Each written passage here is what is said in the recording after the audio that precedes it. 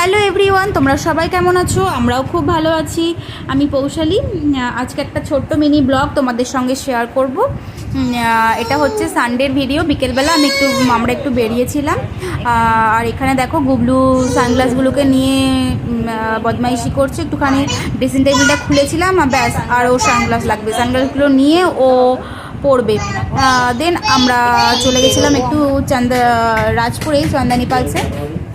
চন্দানী pulse থেকে একটা gift কেনার ছিল, গিফটটা কিনে নিয়ে ওখান থেকেই পছন্দ হয়ে গেছিলো, কিনেও নিয়েছিলাম। আর গুবলু তো অ্যাজ ইউজুয়াল যা করার তাই করছে, ওখানে চেয়ারগুলোকে নিয়ে টানাটানি করছে।